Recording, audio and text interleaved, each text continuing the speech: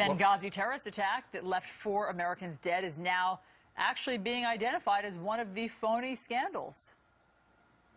Whether it's about the attacks in Benghazi and the talking points, that attempts to turn this into a scandal have failed. Really? Yeah, so what does that mean for the investigation and the families still seeking justice? Fox News contributor Michelle Malkin joins us now. Hi, Michelle. Hi there. It sounds like what Carney was trying to say there was the talking points version component of Benghazi is the phony scandal. What do you say? Yeah. Well, talking points, of course, means facts. It's the facts that are a problem for this administration. And so the answers that he gave to that question of which scandals he thought was phony are really the answers to the unwritten question, which scandals are causing the most damage to this administration? It's very telling that the 2 he chose, of course, were the bloody incompetence of Benghazi and the partisan abuse of power of the IRS.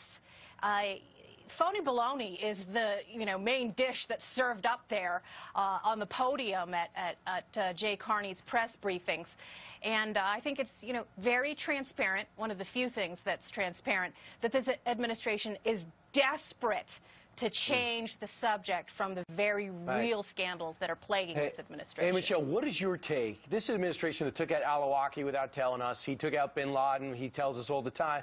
So he's very good with the drones, and they are very good at killing al-Qaeda guys. Here these guys killed on the president's watch 4 Americans, and there seems to be no interest in pursuing the killers. How do you figure this? The FBI doesn't even go over there for weeks, and you got news reporters interviewing suspects.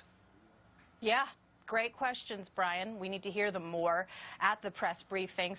It's been more than 10 months since Obama stood before the American people and vowed, rather disingenuously, to make bringing the perpetrators of Benghazi to justice. And then he reiterated in October that this was going to be a main priority and focus of this administration.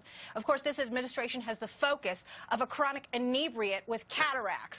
And there has been nothing in terms of progress with regard to the FBI probe. Every once in a while, they decide to toss up a couple of photos of most wanted to try and plead with the people in Libya.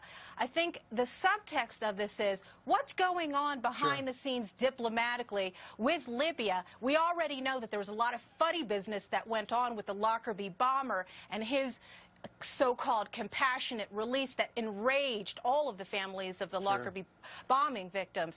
I think the American people need to start asking these questions. You know what? And because mainstream media are compliant to whatever the White House wants, you'll hear about the real scandals here, but you'll hardly hear about them anywhere else. Meanwhile,